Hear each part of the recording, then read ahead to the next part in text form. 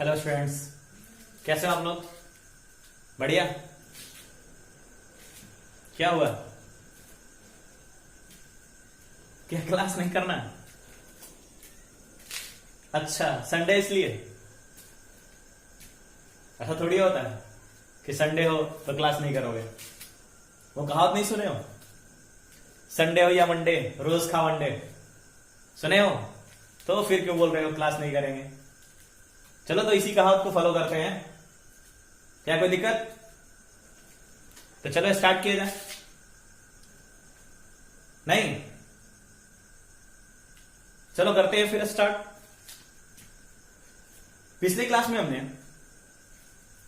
आप लोगों को बताया था अवयव का परिवर्त का गुण, और आज हम लोग डिस्कस करेंगे सममित अवयव।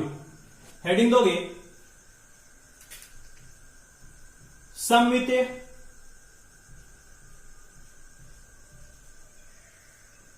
अवयव, और इसे इंग्लिश में कहते हैं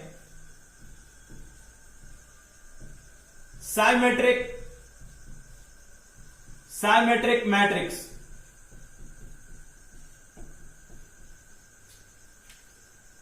सममित अवयव, साइमेट्रिक मैट्रिक्स। सबसे पहले हम लोग इसका परिभाषा लिखेंगे, फिर इसे डिस्कस करेंगे कि सममित अवयव क्या होता है। तो चलो इसकी परिभाषा लिख लेते हैं पहले कि सममित अवयव क्या होता है। एक वर्ग अवयव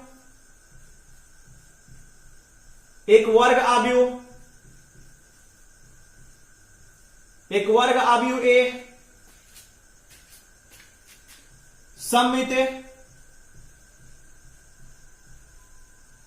सममित अवयव कहलाता है। सममित अवयव कहलाता है यदि ए परिवर्त इक्वल टू ए। चलो देखा जाए परिभाषा क्या कह रहा कि एक वर्ग अवयव ए सममित अवयव कहलाता है यदि ए परिवर्त इक्वल टू ए। जरा बात को गौर करोगे, इसने क्या कहा कि एक वर्ग अवयव, यानी सममित अवयव जब भी होगा एक वर्ग अवयव का ही सममित अवयव होता है। बात क्लियर है कि जब भी सममित अवयव की बात करेंगे हम लोग एक वर्ग अवयव में ही बात करेंगे। आप वर्ग अवयव को छोड़कर किसी भी अवयव में सममित अवयव की बात नहीं कर सकते। हम लोग जब भी बात करेंगे 2x2 कोटि में बात करेंगे, 3x3 कोटि में बात करेंगे, 4x4 कोटि में बात करेंगे, 1x1 कोटि में बात करेंगे। बात क्लियर है? चलो आगे देखते हैं। एक वर्ग अवयव ए सममित अवयव कहलाता है यदि ए परिवर्त इक्वल टू ए। जरा समझोगे, पहले मैं एग्जांपल से समझा रहा हूं। मैं एग्जांपल टेक कर रहा हूं। एग्जांपल 2 3 4 6 1 6 1 5। चलो थोड़ा चेंज कर रहा हूं मैं इसमें। 2 3 4, इधर भी 3 और 4, 6 7 7 8। ये हमने एक वर्ग अवयव टेक कर लिया, एक वर्ग अवयव मान लिया। अब मैं कह रहा हूं कि आप जरा इसे परिवर्त करो। क्या आप इसका परिवर्त नहीं कर सकते हो? क्या बिल्कुल कर सकते हो। तो चलो करते हैं ए परिवर्त। तो ये बात हम लोग अच्छी तरह से जानते हैं कि परिवर्त हम लोग कैसे निकालते हैं। पंक्ति को स्तंभ बनाते हैं, ये पंक्ति स्तंभ बन जाएगा, ये पंक्ति स्तंभ बन जाएगा, ये पंक्ति है स्तंभ बन जाएगा। तो चलो बनाते हैं। ये हो गया पहली पंक्ति, पहला स्तंभ 2 3 4, दूसरी पंक्ति 3 6 7, ये दूसरा स्तंभ हो गया। तीसरी पंक्ति तीसरा स्तंभ हो जाएगा 4 7 ये 8। ये हमने ए आव्यूह का परिवर्त निकाल लिया। लेकिन आप देख रहे हो कि सर ए आव्यूह का परिवर्त तो हम लोगों ने निकाल लिया, लेकिन निकालने के बाद भी जो पहले था ये तो वही आ गया। यानी हम लोग कह सकते हैं कि ये क्या है, ये तो ए के इक्वल हो गया, ए के इक्वल हो गया। तब तो ये क्या हो गया, ए परिवर्त इक्वल टू क्या हो गया, ए हो गया। जरा देखोगे ये ए आव्यूह था 2 3 4 3 6 7 4 7 8, और इसका जब हमने परिवर्त किया यानी पंक्ति को स्तंभ बनाया, पंक्ति को स्तंभ बनाया, पंक्ति को स्तंभ बनाया, तो जो पहले था ये तो वही मिल गया, यानी ये तो ए ही मिल गया। तब तो ए परिवर्त ए हो गया। और परिभाषा तो यही कहता है कि एक वर्ग आव्यूह ए सममित आव्यूह कहलाता है यदि ए परिवर्त इक्वल टू ए हो। यानी क्लियर सी बात है कि वैसा वर्ग आव्यूह, जरा बात पर गौर करना, क्या मैं बोल रहा हूं। वैसा वर्ग आव्यूह जिसके परिवर्त करने पर वही आव्यूह मिल जाए, वो आव्यूह क्या कहलाते हैं, सममित आव्यूह कहलाते हैं। जैसे आपने देखा कि ये वर्ग आव्यूह था, ये वर्ग आव्यूह था, इसका हमने परिवर्त किया तो क्या मिल गया, वही मिल गया। और ऐसे आव्यूह क्या कहलाएंगे, तो सममित आव्यूह कहलाएंगे। क्या बात क्लियर है कि नहीं? अरे बोलो, क्लियर है ना? चलो आगे बढ़ते हैं। चलो इस पर एक एग्जांपल हम लोग कर लेते हैं।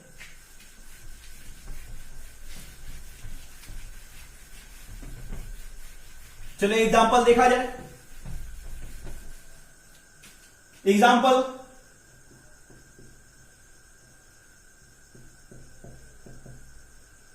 यदि ए इक्वल टू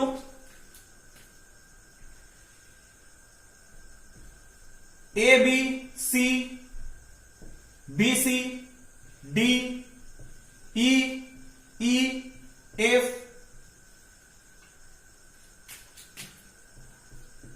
है, तो अगर मैं आपसे कहता हूं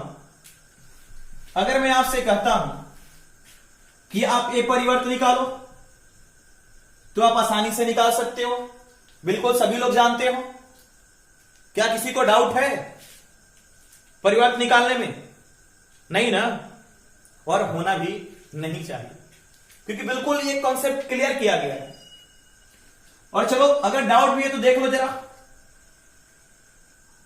क्या करते हैं, पंक्ति को स्तंभ बनाते हैं। ये पंक्ति है, ये पंक्ति है, ये पंक्ति है। चलो स्तंभ बना दिया पहली पंक्ति को, ए बी सी, ये स्तंभ बन गया। इसे भी स्तंभ बना देते हैं, बी डी ई, इसे भी स्तंभ बना देते हैं, सी ई एफ।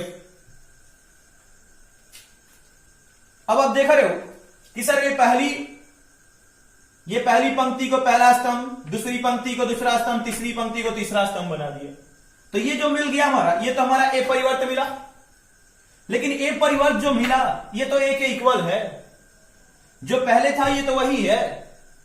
तब तो यहां से हम लोग लिख सकते हैं कि ये तो ए के बराबर है, और ये भी लिख सकते हैं इसलिए ए परिवर्त इक्वल टू ए, ए परिवर्त equal to A.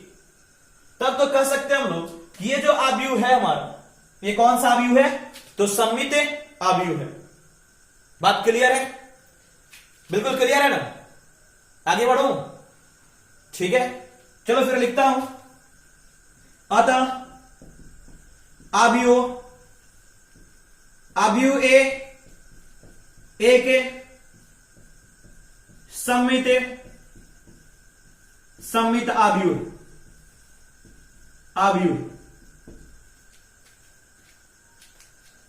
Note down.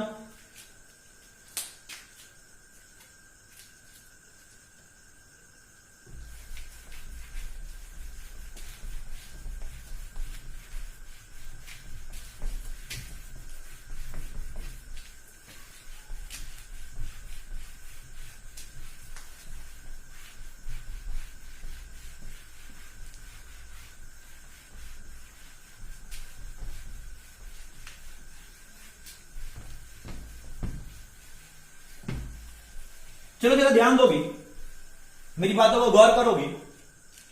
अभी हम लोगों ने देखा कि सममिताव्यूह क्या होता है, कि वैसा वर्गाव्यूह जिसका परिवर्त करने पर वही वर्गाव्यूह मिल जाए तो सममिताव्यूह कहते हैं।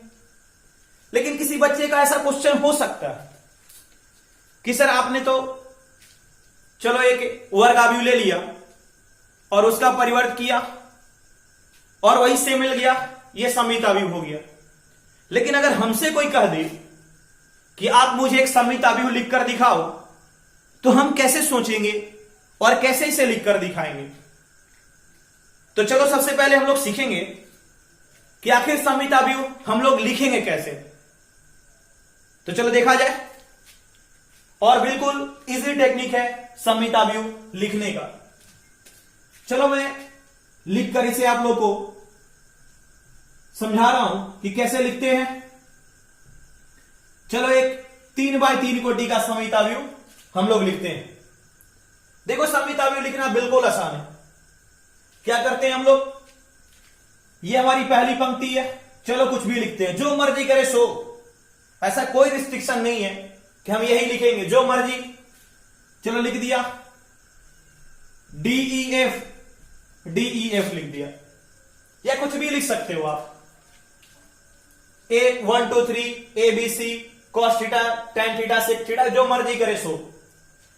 लेकिन ये बात ध्यान रखना, ये आपने पहली पंक्ति में लिखा है, जो पहली पंक्ति में लिखा है वही आप पहले स्तंभ में लिखोगे। पहली पंक्ति में आपने DEF लिख दिया तो पहले स्तंभ में भी क्या लिखोगे, DEF ही लिखोगे। तो चलो लिखता हूं DEF, इसमें लिख दिया। बात क्लियर है? चलो देखा जाए, फिर क्या करते हैं, अब यहां पर लिखना होगा हमें, तो जो मर्जी करे सो यहां लिख सकते हैं। चलो क्या लिख दिया, G लिख दिया।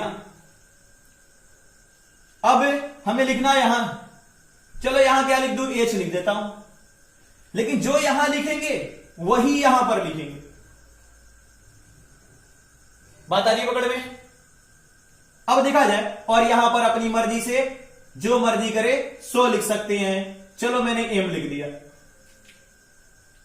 अब चलो देखा जाए, अब बोलो इस क्या सर ये सममिताव्यूह है क्या? बिल्कुल है, हम लोग चेक भी कर सकते हैं। और चेक करने के लिए चलो इसे A परिवर्त निकालते हैं। तो जब A परिवर्त निकालेंगे तो पहली पंक्ति को पहला स्तंभ, तो DEF, दूसरी को दूसरा स्तंभ EGH, और तीसरी को तीसरा स्तंभ FHM। जरा ध्यान दोगे, देखोगे परिवर्त करने के बाद भी जो पहले था वही मिला, यानी क्या मिल गया, A मिल गया। तो क्या हो गया, A परिवर्त इक्वल टू ये A आ गया, यानी हमारा क्या हो गया, ये सममिताव्यूह है। तो इसका लिखने का यही तरीका है। अगर अभी भी नहीं समझ में आया हो तो और भी जरा देख लो, मैंने क्या बताया आपको। चलो एक और सममिताव्यूह हम लोग लिखते हैं। जो पहली पंक्ति में पकड़ोगे वही आपको पहले स्तंभ में भी पकड़ना होगा।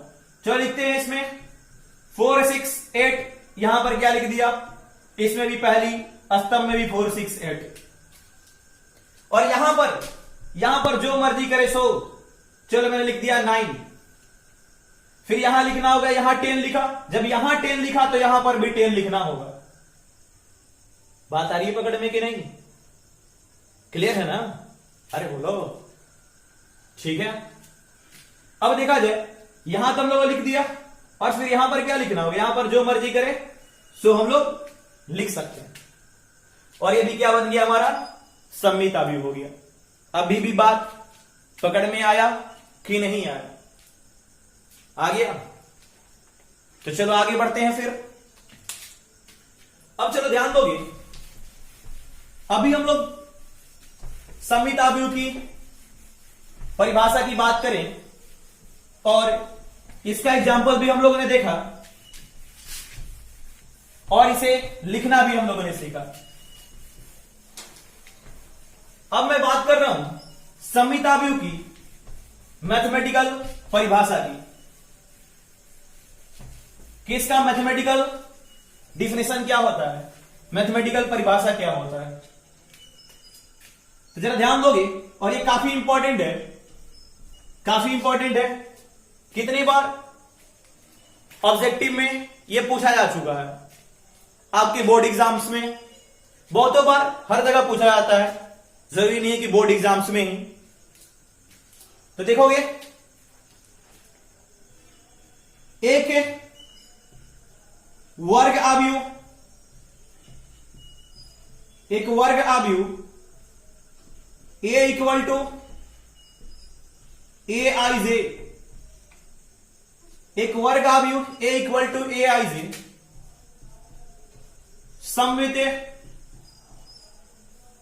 सममित आव्यूह, सममित आव्यूह कहलाता है, कहलाता है यदि यदि यदि चलो यही लिख दे रहा हूं, ए आई जे इक्वल टू ए जे आई, यदि ए आई जे इक्वल टू ए जे आई, सभी सभी आई और जे। जरा बात को गौर से समझो, क्या कहा गया, एक वर्ग आव्यूह ए इक्वल टू ए आई जे सममित आव्यूह कहलाता है यदि ए आई जे इक्वल टू ए जे आई। देखो ये बातें, वही बातें लिखी गई जो हम लोगों ने अभी परिभाषा में बात किया, शब्दों में जो परिभाषा हम लोगों ने लिख रखा था, ये वही बातें लिखी गई। देखो आप जानते हो कि सर ये जो आई हमारा है ये पंक्ति है और जे स्तंभ है, और यहां पर जे जो है वो क्या है, पंक्ति है, और यहां पर आई जो है स्तंभ है। यानी कहने का मतलब क्या, ये आई पंक्ति जो है स्तंभ बन गया, पंक्ति जो है स्तंभ बन गया, और स्तंभ जो है वो पंक्ति बन गया, और यही तो और उसके बाद क्या हो गया, दोनों इक्वल हो गया। बात नहीं पकड़ में आ रही, आ रहा? देखो क्या कहा जा रहा है, ये ए आई जे, ये क्या है, व्यापक पद है। आप जानते हो कि ए आई जे क्या है, व्यापक पद है, और इस ए आई जे को हम लोग व्यापक पद बोलते हैं, और ये व्यापक रूप में दिया गया है। और यहां पर कहा जा रहा है कि ये, जरा देखोगे एग्जांपल से बिल्कुल बातें क्लियर हो जाएगा। चलो एक छोटा सा एग्जांपल पकड़ रहा हूं मैं, ये 2, यहां 4 पकड़ लिया, यहां 4, यहां 3 पकड़ लिया। आप कहोगे सर ये पंक्ति है, ये भी पंक्ति है, ये स्तंभ है और ये भी स्तंभ है। जब हम लोग इसका ए परिवर्त करेंगे तो पहली पंक्ति पहला स्तंभ बनेगा और दूसरी पंक्ति दूसरा स्तंभ बनेगा। देखो ना, आपने क्या कहा था कि ये दोनों क्या है, पंक्ति है, और ये दोनों क्या है, स्तंभ है, स्तंभ है। अब ये क्या हो गया, देखो ये क्या बन गया, जो पंक्ति था ये तो स्तंभ बन गया, ये जो पंक्ति था ये स्तंभ बन गया। यानी क्या हो गया, आई क्या बन गया, जे बन गया। आई क्या बन गया, आई किस में कन्वर्ट हो गया, जे में कन्वर्ट हो गया, और ये भी आई किस में कन्वर्ट हो गया, जे में कन्वर्ट हो गया, और जे किस में कन्वर्ट हो गया, तो ये आई में कन्वर्ट हो गया, आई में कन्वर्ट हो गया। बात पकड़ में आ रहा? यानी क्या होता है कि पंक्ति स्तंभ बन जाता है और स्तंभ पंक्ति बन जाता है, और यही रीजन है कि यहां पर ये बातें लिखा गया है कि यदि एक वर्ग आव्यूह ए इक्वल टू ए आई जे सममित आव्यूह कहलाता है यदि ए आई जे बराबर क्या हो जाए, ए जे आई हो जाए। यानी पंक्ति स्तंभ बनने के बाद भी दोनों क्या रहे, बराबर रहे। बात क्लियर है, बिल्कुल क्लियर है। चलो आगे बढ़ते हैं फिर। अब हेडिंग दोगे आप, नेक्स्ट टॉपिक है हमारा, नेक्स्ट टॉपिक है विषम सममित आव्यूह। तो हेडिंग दोगे नेक्स्ट टॉपिक का विषम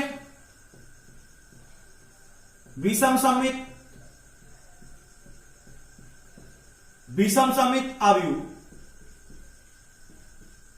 और इसे इंग्लिश में बोलते हैं S Q skew symmetric matrix, skew symmetric matrix. चलो पहले इसका परिभाषा लिख लेते हैं, फिर क्लियर करेंगे कि विषम समित अवयव क्या होता है। एक वर्ग अवयव, एक वर्ग अवयव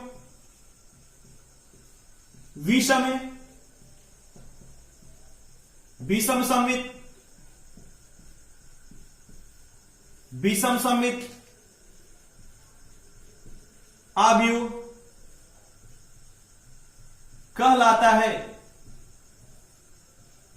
कहलाता है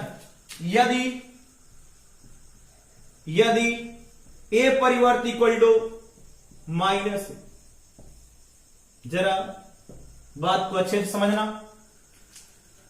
देखो क्या कहा गया कि विषम समित जो अवयव है, विषम समित जो अवयव है, यहां पर भी वही बात कहा गया है कि एक वर्ग अवयव विषम समित अवयव कहलाता है। जैसे हम लोगों ने सममित अवयव में बात किया था कि जब भी सममित अवयव होगा एक वर्ग अवयव का ही होगा, तो वैसे ही आपका विषम सममित अवयव भी है। जब भी विषम सममित अवयव होगा एक वर्ग अवयव का ही विषम सममित अवयव होता है। क्या बात आ रही पकड़ में कि जब भी विषम सममित अवयव होगा एक वर्ग अवयव का ही होगा। अब जरा ध्यान दोगे, कह रहा कि एक वर्ग अवयव विषम सममित अवयव कहलाता है यदि ए परिवर्त इक्वल टू माइनस ए परिवर्त इक्वल टू माइनस ए। यानी यहां पर कहा जा रहा कि वैसा वर्ग अवयव जिसका परिवर्त करने पर यह वही अवयव तो मिले, लेकिन क्या, ऋणात्मक चिन्ह के साथ। और सममित अवयव में क्या था कि वैसा वर्ग अवयव जिसका परिवर्त करने पर वही वर्ग अवयव मिल जाए। लेकिन यहां पर भी वही बातें हैं कि ऐसा वर्ग अवयव जिसके परिवर्त करने पर वही वर्ग अवयव तो मिले, लेकिन ऋणात्मक चिन्ह के साथ मिले। बात क्लियर है? दोनों में अंतर भी समझ में आ गया होगा कि विषम समित अवयव क्या होता है, वैसा वर्ग अवयव जिसका परिवर्त करने पर वही वर्ग अवयव मिल जाए, समित वर्ग अवयव कहलाता है। लेकिन विषम समित वर्ग अवयव क्या कहलाएगा कि वैसा वर्ग अवयव जिसका परिवर्त किया जाए वही वर्ग अवयव तो मिले, लेकिन ऋणात्मक चिन्ह के साथ मिले। जैसे यहां पर मिला है ए परिवर्त इक्वल टू माइनस ए। क्या बात क्लियर है? इतनी बात पकड़ में आ रही है कि नहीं आ रही? क्लियर है सभी लोगों को ना? अच्छा ठीक है, तब चलो देखते हैं और इस पर एक एग्जांपल करा जाए। और बिल्कुल एग्जांपल से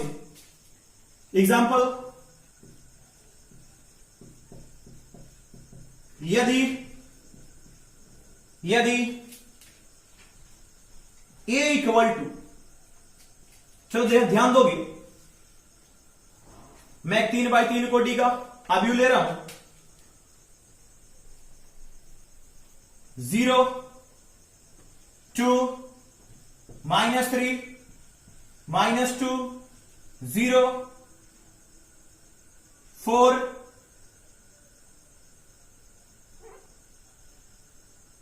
3 -4 0।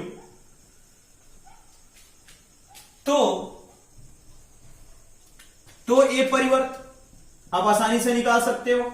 सभी लोग जानते हैं कि पहली पंक्ति को स्तंभ बना देंगे 0 2 -3, दूसरी पंक्ति को भी स्तंभ बना देंगे -2 0 4, और तीसरी पंक्ति को भी स्तंभ बना देंगे 3 -4 0।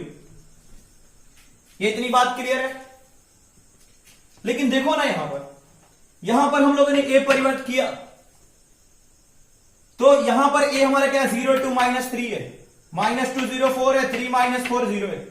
लेकिन ए परिवर्त करने के बाद ये 0 -2 3 आ गया। यहां पर माइनस लगा, इसमें माइनस नहीं लगा। क्या हम लोग यहां से, जरा ध्यान दोगे, क्या मैं इसमें से प्रत्येक पद में से मैं माइनस कॉमन ले सकता हूं, बिल्कुल ले सकता हूं। तो चलो लेते हैं। तो मैंने माइनस कॉमन निकाल दिया इधर से। तो जब माइनस कॉमन निकाला तो ये तो जीरो जीरो ही रहा, क्योंकि जीरो में माइनस प्लस कोई मतलब नहीं रखता है। तो जीरो जीरो रहा। माइनस टू है, यहां से माइनस निकाला तो टू मिला, इधर थ्री है, इधर से माइनस निकालेंगे तो ये माइनस थ्री हो जाएगा। अब चलो ध्यान दोगे, इधर टू है, ये माइनस टू हो जाएगा, ये जीरो जीरो ही रहा, माइनस फोर, ये फोर हो गया, माइनस थ्री, ये थ्री हो गया, फोर, ये माइनस फोर हो गया, जीरो, ये जीरो रहा। अब आप देख रहे होगे कि सर जो पहले था, जो पहले हमारा वर्ग अवयव था, ये तो वही मिल गया, zero two minus three, minus two zero four, three minus four zero, वही मिला क्या? मिला ना। लेकिन किसके साथ? ऋणात्मक चिन्ह के साथ मिला। तब यहां से हम लोग लिख सकते हैं, कितना लिख सकते हैं कि माइनस, और इसे क्या लिख सकते हैं? इंटू ए। तब तो यहां से हम लोग ये भी लिख सकते हैं, इसलिए ए परिवर्त इक्वल टू माइनस ए परिवर्त इक्वल टू माइनस ए। और देखो ये परिवर्त इक्वल टू माइनस ए जब होता है तो क्या होता है? विषम सममित अवयव होता है। तब यहां से हम लोग लिख सकते हैं, इसलिए या अतः अवयव ए के विषम सममित अवयव है, विषम सममित अवयव है। क्या बात क्लियर है? बिल्कुल क्लियर है? नहीं बोल रहे हो सभी जन? क्लियर है ना? ठीक है, नोट डाउन।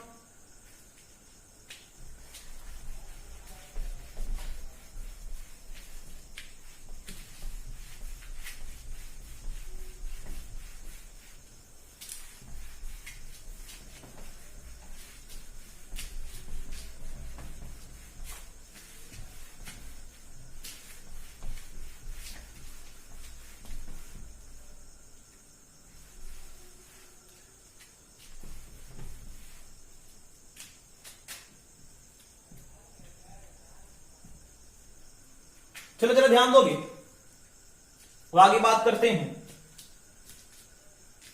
विषम सममित अवयव की मैथमेटिकल डिफिनेशन की बात करते हैं, जो कि काफी इंपॉर्टेंट होता है एग्जाम पॉइंट ऑफ व्यू से।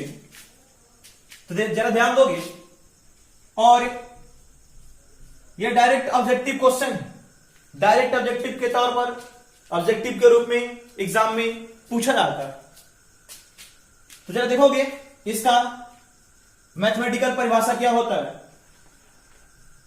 एक वर्ग अवयव ए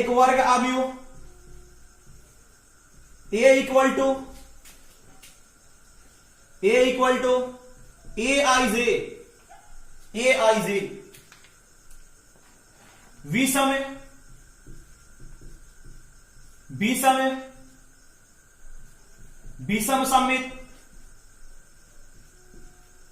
विषम सममित अवयव कहलाता है। विषम सममित अवयव कहलाता है यदि ए I J equal to minus ए जे आई, सभी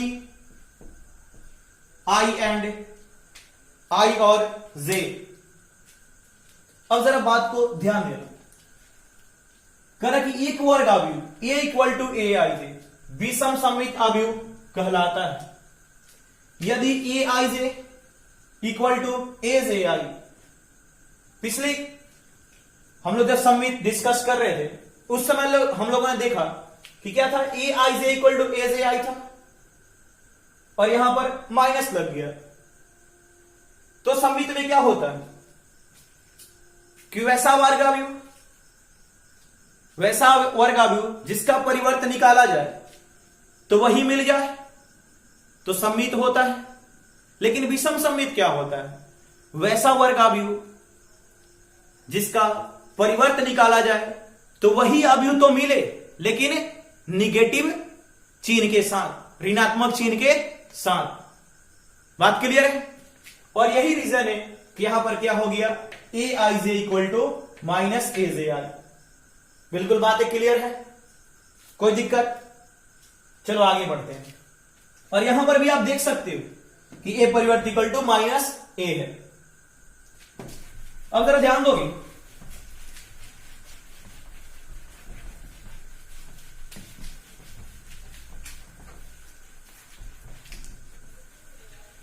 अब जरा ध्यान दोगे,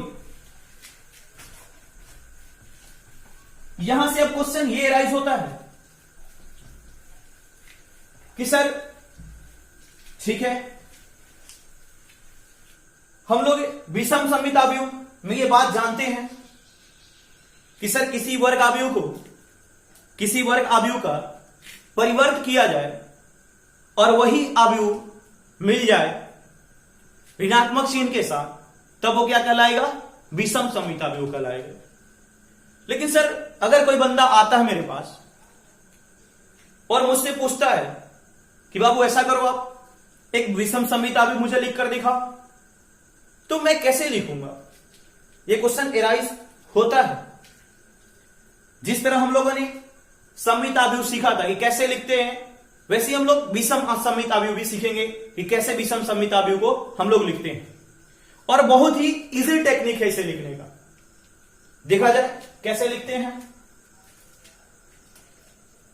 चलो देखोगे, ध्यान दोगे, मैं 3x3 कोटि का विषम सम्मित अवयव लिख रहा हूं। सबसे पहले हम लोग क्या करते हैं, इसके विकर्ण के अवयव को, मुख्य विकर्ण के अवयव को 0 लिख लेते हैं। अब क्वेश्चन यह भी हो सकता है कि सर आपने मुख्य विकर्ण के अवयव को आपने 0 क्यों लिख दिया? इसको हम लोग डिस्कस करेंगे कि क्यों हम लोगों ने मुख्य विकर्ण अवयव को 0 लिख दिया। तो चलो हमने ये लिख दिया। अब आप यहां पर जो मर्जी करे सो आप लिख सकते हो। चलो आपकी मर्जी हुई 4 लिख दिया, यहां पर जो मर्जी करे सो आप लिख सकते हो। क्या लिखोगे? चलो 6 लिख दिया। कोई बोलेगा सर नहीं -6 लिख लो सर, चलो -6 लिख दिया, कोई दिक्कत? चलो ठीक है। लेकिन अब जरा ध्यान देना होगा, यहां तो हमने विकर्ण के अवयव को 0 0 लिख लिया, यहां जो मर्जी करा सो लिख लिया, यहां पर भी जो मर्जी करा सो लिख लिया। लेकिन अब ध्यान रखोगे, यहां पर जो लिखे हो ये क्या है? धनात्मक है। तो इसके जस्ट इधर यहां पर क्या होगा? ये ऋणात्मक -4। संख्या वही रहेगी, नंबर वही रहेगा, लेकिन क्या? निगेटिव साइन के साथ। अगर ये निगेटिव होता, अगर ये माइनस होता, तब ये क्या होता? ये प्लस होता। बात क्लियर है? अगर ये -4 होता तो ये +4 होता, अगर ये +4 होता तो ये -4। इसी प्रकार ये -6 है तो यहां पर क्या हो जाएगा? ये 6 हो जाएगा। लेकिन अब बात है सर कि ये तो हो गया, इधर भी हो गया, सर इधर भी हो गया, लेकिन यहां पर क्या होगा? जो मर्जी करे सो लिख दो। चलो लिख दिया 9, तो यहां पर क्या होगा सर? ये -9 हो जाएगा। क्या बात आ रही पकड़ में? नहीं बोल रहे हो? अच्छा क्लियर है? चलो देख लो फिर से एक बार, और भी दूसरा देख लेते हैं और क्लियर करते हैं कॉन्सेप्ट को। चलो मैंने लिख दिया 0 0 0 लिख दिया।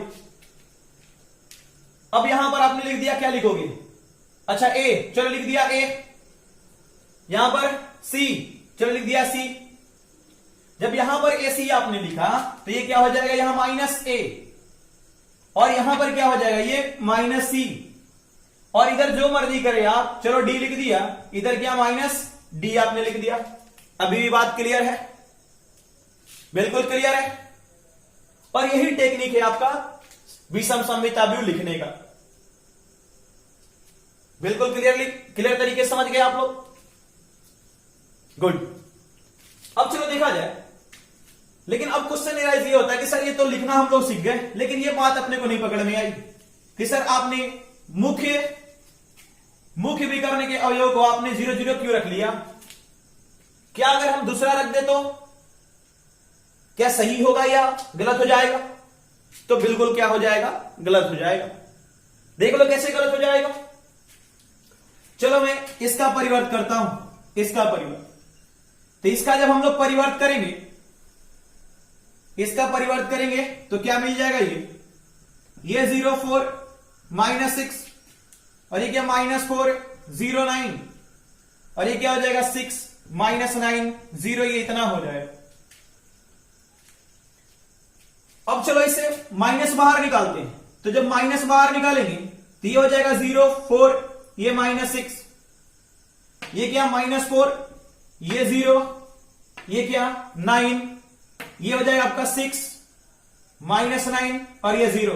देखो पहले था वही मिल गया, तब तो लिख सकते हैं इसे -a परिवर्त इक्वल टू -a लिख सकते हैं। यानी क्या है? ये विषम समिताव्यूह है। बात क्लियर है? लेकिन आप कह रहे हो कि सर ये जो विकर्ण के अवयव जो हैं, अगर इसे 0 ना रखकर हम कोई और नंबर रख दें, कोई और कहने का मतलब कुछ भी, चलो इसे 2 कर दिया हमने। तो जब यहां पर हमने 2 कर दिया, जब इसे इस पंक्ति को स्तंभ बनाओगे तो यहां पर भी 2 आएगा, बिल्कुल आएगा। चलो ये भी ऐसे चला गया, ये भी ऐसे चला गया, लेकिन ये भी तो 2 है आपका।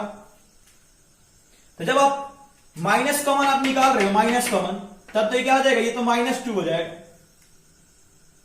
-2 हो जाएगा। तब तो क्या ये कभी a के इक्वल है क्या? ये a है क्या? नहीं, क्योंकि आपका ये क्या है? 2 4 -6 है। ये क्या है? -2 4 -6 है। तब ये कभी 2 नहीं हो सकता। जब भी होगा क्या होगा? 0 ही होगा। इतनी बात क्लियर है? अब ठीक है, ये बात तो क्लियर है, लेकिन किसी का क्वेश्चन ये भी हो सकता है कि सर आखिर 0 होता है, तो ये तो बात पकड़ में आ गया कि सर 0 होगा तभी ये विषम समिताव्यूह होगा। लेकिन चलो इसे प्रूफ करके भी हम लोग देख लेंगे कि कैसे हमारा इसको हम लोग प्रूफ करेंगे। देखा जाए, ये बातें मैं प्रूफ से क्लियर करता हूं।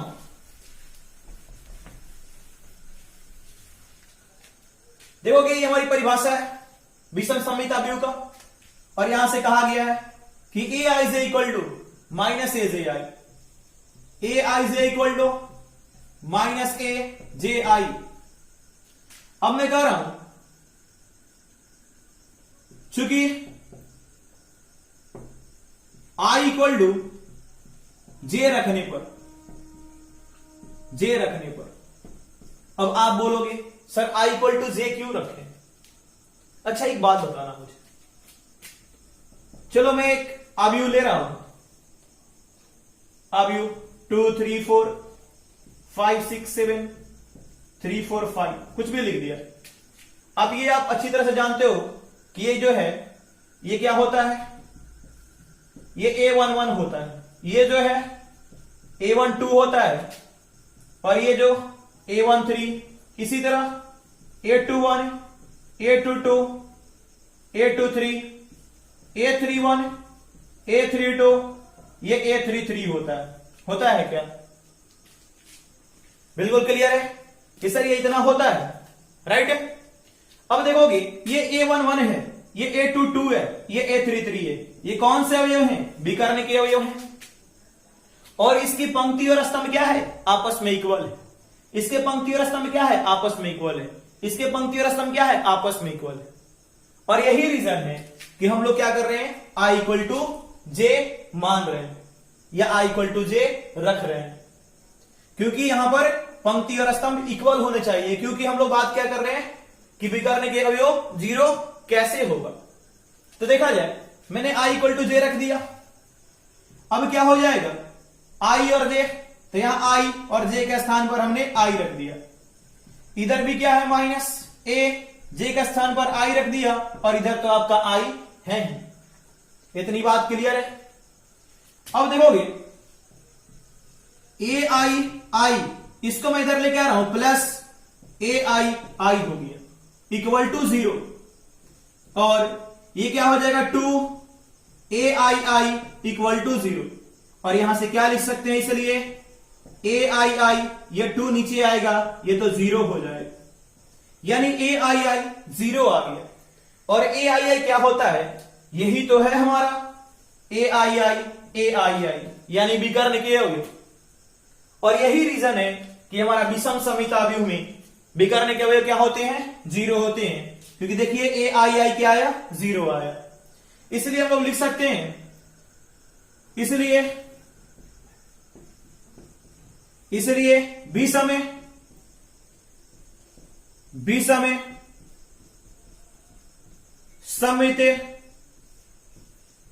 सममित आव्यूह के मुख्य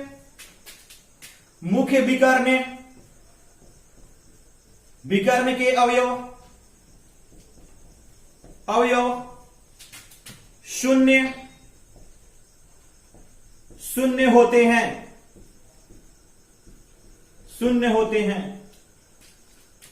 होते हैं। Note down.